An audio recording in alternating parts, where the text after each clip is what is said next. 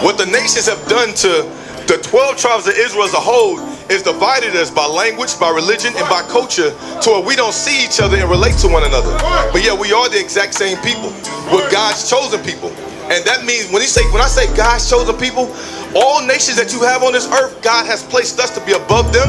And we're supposed to be the representation of what God looks like as far as how we conduct ourselves on this earth. But we're not conducting ourselves like that. You know why? Because we've been disconnected from everything dealing with us being the 12 tribes of Israel. Hey, Shalom Israel. Most High in Christ bless. Why do you subscribe? IUIC New Orleans, subscribe. Go to our YouTube page. Help us to grow. Comment, like, share. What's going on? Make it happen.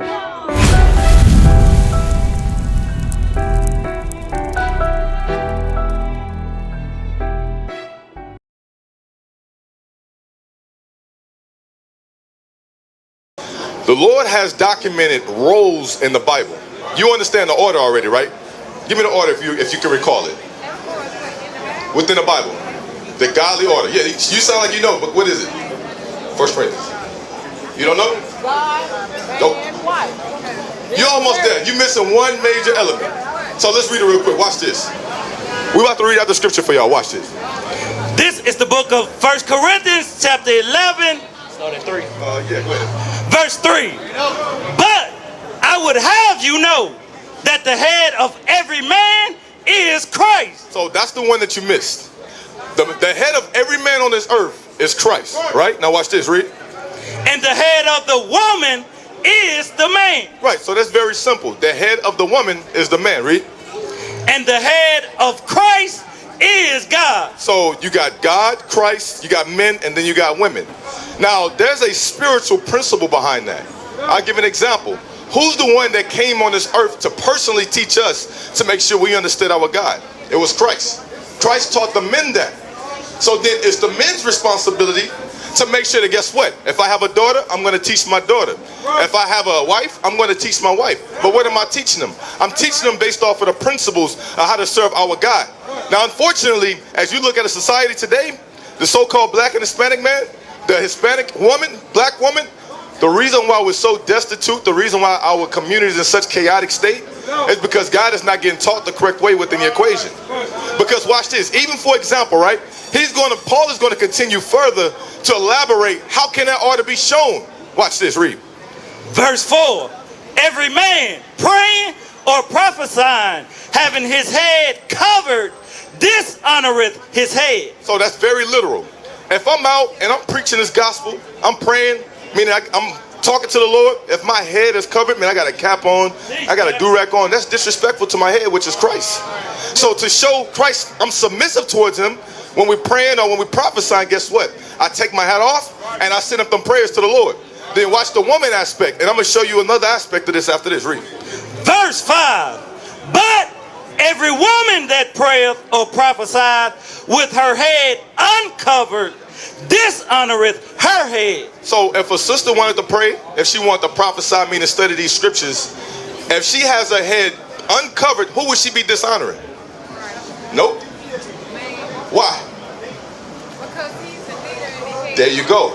He's a representation. She is a representation of her husband. That's who she is to honor. That's correct. Now guess what? Unfortunately, sis, when you look today, do churches teach this? This is in the Bible. Go ahead. You say Israelites and Muslims are different? Completely different. Because guess what? The Muslims, they took the Bible and they created their own religion behind it. That's what the word Quran means. It means recitation. Because they took our Bible and they brought their own spin into it. They took our Bible. Sis, this is our history book. So now, this is the King James Bible, 1611. So now watch this. This is the answer your other question, because you said something heavy. And I know you got to go, but I want you to listen to this. 1 Peter 3:1. So now, dealing with roles, God does have roles different between a man and how a woman is supposed to conduct themselves. Women today, they act just like the men. They get in the faces of men thinking they can challenge them. They can talk to them any type of way. That's not what this Bible is talking about. That's why our community in chaos. Women don't know how to respect the men, and men don't know how to be men. Men are little boys today. Look how they dress. Look how they conduct themselves. It is what it is. But read that 1 Peter 3:1. I got you after this.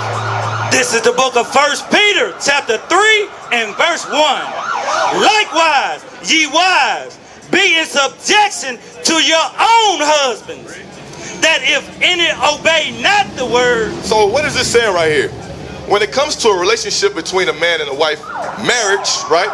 If you got a husband and he's not conducting himself appropriately, meaning that he's giving an attitude towards you, he's been disrespectful, you calling you out your name for no reason. He might be coming from home from work, having a bad day, he's stressed out, and he's taking that stress out on you. Guess what? God is going to teach you the principle on how you're supposed to respond to this man to try to win him over. And it ain't going back and forth with him. It ain't trying to make yourself equal to him. Watch what God says. So read that part again so we can get the clarity. Likewise, ye wives, be in subjection to your own husbands, that if any obey not the word. That if your husband is not obeying how he's supposed to operate based off of this Bible, read.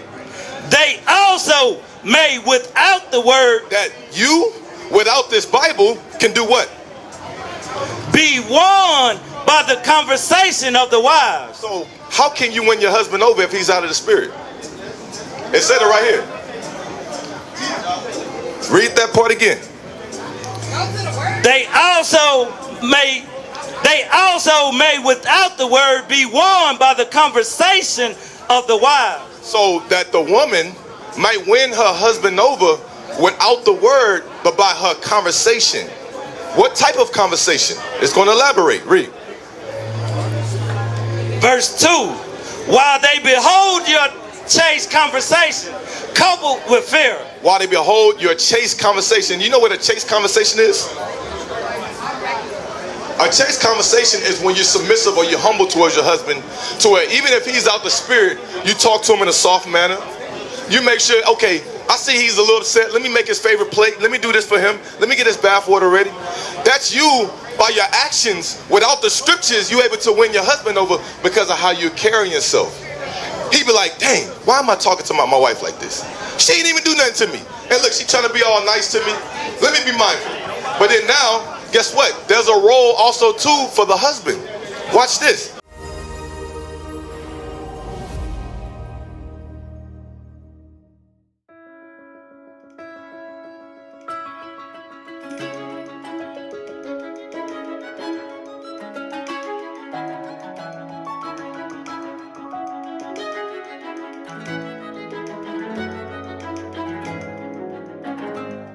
Wisdom of Solomon, chapter 1, verse 4. For into a malicious soul wisdom shall not enter, nor dwell in the body that is subject unto sin. 2 Timothy, chapter 2, verse 15. Study to show thyself approved unto God, a workman that needeth not to be ashamed, rightly dividing the word of truth. Reverse, I think it's 7. Verse 7. I know she had a question. She can come over here and ask. Likewise, ye husbands, dwell with them according to knowledge. So for us, the Lord is challenging us that if we got a wife, we got to dwell with them according to knowledge. But it's not any and every knowledge. Because some people, they so infatuated with Egypt, so they think they Egyptians, or they go back into that historical context. But the Bible is the knowledge that we're supposed to be teaching our wives. To where they can learn how to deal with us, they can learn their husband, and they can learn how to be able to be an example to the rest of the young daughters that's supposed to follow our lead. You follow me? So, hey, what's your name, sis? Bro, so he was trying to help me out. I was asking, do y'all believe in the Old and the New Testament? Yes, we do. He said, do y'all believe in the Trinity, the three Holy Spirit, God, Son, out. So, you believe in this Bible, right? Yeah. So now, you say it's in there? Yeah. I'm going to show you what is in there, but first we're going to get that in, what was your first question? Old and New Testament. Yeah, Old and New Testament. Give Revelation 14:12. Revelation 14:12. So, as you saw so far, we read it in the New Testament. Now, what's different from today, what's different from us and your Christians, so-called, they don't believe in this Old Testament. Meaning that when they open up the book, they start in the middle of the movie and they trying to understand the whole entire context of what's going on. That's not going to happen. There was a reason why Christ came. And there was a particular people that Christ came for. But then if you start in the New Testament, you see Jews and Gentiles and you see the whole world, you're going to think that's exclusive to everyone. But guess what? Christ didn't come to die for everyone. That's right. You heard what I said? Christ did not come to die for everyone. Yeah, see, I knew he was going to have a puzzled face. That's why I wanted to say it again, to get some reaction. But guess what? Why would he not die for everybody if you could ask God to forgive you? Right, so now, You're correct. He came to die for sins of a people, not for the whole world. But just like what I mentioned, if you start in the New Testament, you got to go get the context of what it's talking about. But we're going to read both of them. First start Revelation 14 and 12. This is the book of Revelation, chapter 14 and verse 12. Here is the patience of the saints. Here are they that keep the commandments of God and the faith of Jesus. So here are they that keep the commandments of God. Hold on, wait, I got you. And the faith, yeah, you're correct. What two commandments we got? That's not what it's talking about. I got you though. So when it says, he that keep the commandments of God and the faith of Jesus Christ, hey, what's your name, sis? What's your name? Rose? Rose, I'm going to tell you something. Rose, I admire Christians. You know why? Christians, they have a lot of faith. Right. But the only thing that's lacking from a Christian is they keep no commandments. Everything for them is lip service. Meaning that they do, but they don't. I mean, they say, but they don't do. Because, by example, what is today? What's special about today? My brother brought it out earlier. He was teaching. What's special about today? Huh? July 5th. So, okay, you say July the 5th, and she say it's hot. But in the Bible, God ordained today to be a special day. That's the reason why we are here. This is special to us. Okay, what's special? Then we gonna go. What's special? You gonna go, sis? You learning. Okay, I want. You learning about your God. I asked them about tithes and offerings too. That's a good. How you gonna ask all these questions, but then y'all gonna leave? We got time. God gotta give time for this. This is crazy. So this is what's wrong with our people. We're destroyed for the lack of knowledge, but then guess what? The knowledge is coming out. We're not even giving time to understand it. That just showed how truly mentally we're destroyed as an individual. But guess what? Our job is to rebuild our nation back up. Hey, brother, I got a question for you. Hey, bro, I got a question for you. What's your name? Gabriel. That's a nice, powerful name. We go like this right here. That's what the white men do. We do that right there. So now my question for you is, I saw you talking with the brother for a long period of time. What did he tell you so far? He basically told me we're all cut from the same cloth. What does that mean? The Mexicans, blacks, Okay. all the other people are all cut from the same cloth. Do you believe that? Yeah. Okay. Get the one in Jeremiah 50. So now, we are cut from the same cloth. But then I'm going to tell you something. The reason why, like by example, your parents or your great-grandparents, they might not see that as well as mine, is because there's a such thing as divide and conquer.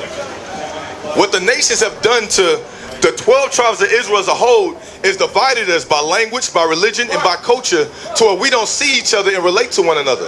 But yet we are the exact same people. We're God's chosen people.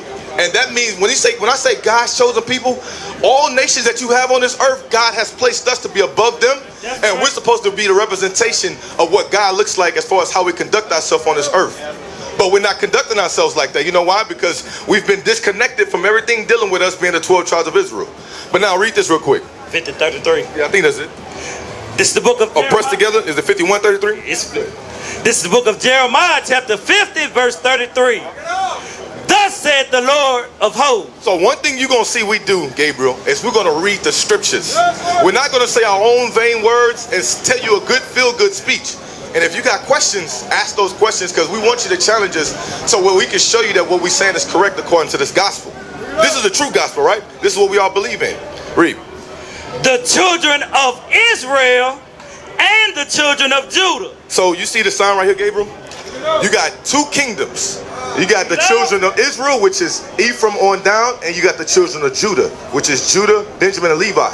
These were known as the Jews back then and today. This is known as the kingdom of Israel. So now watch what it says about them. When you understand the children of Israel, they went to captivity or slavery in Babylon under the Persian Medes. When you understand the history of it, even in Rome, the apostles and Jesus, they were in captivity under the Romans. We was under their subjection. So now watch what it says about those two tribes right there, or those two kingdoms. Read it again. This is the book of Jeremiah, chapter 50 and verse 33. Thus said the Lord of hosts, the children of Israel and the children of Judah were oppressed together. So it says that the children of Israel and the children of Judah were oppressed together. It's easy to see that now today. Where y'all from, if you don't mind me asking? California. So my wife is from California. She's from the Los Angeles area. Guess what? Blacks and Hispanics are there. And tell me why, when it comes to us, we might be divided by you in this neighborhood, I'm in that neighborhood, but guess what? We both in the ghetto. Guess what? We both in the midst of an environment where there's drugs in our community. There's all these different falsified religions that they force upon us. There's prostitution that's in our community. But then when you go with these so-called white people, it's clean. The environment is healthy looking, fresh food. Guess what? Subconsciously, We don't understand that we still are in captivity to this day. But what they've done is they placed us in a category and they say, you know what?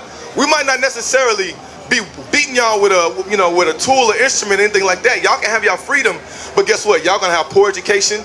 Y'all gonna be the ones to where when it comes to being impoverished as far as y'all knowledge, y'all gonna have these minimum wage jobs. Y'all not gonna excel compared to so-called white man, the Chinese man, and all these other nations. That's done by design. This is what you call captivity. It's just the fact there's no more yokes that's around our neck like these images is right here. It's no more of that. But now we're mentally destroyed. And we're mentally destroyed and they separated us. So then guess what? Now the things that we believe today, it's being taught by the philosophy of those who want to keep us indoctrinated or destroyed up here. What is a nation?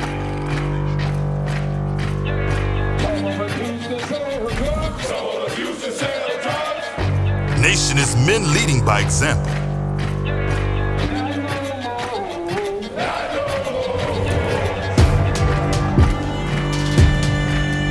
Nation is family.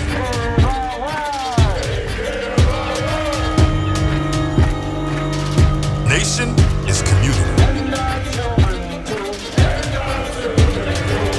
Nation is children with role models.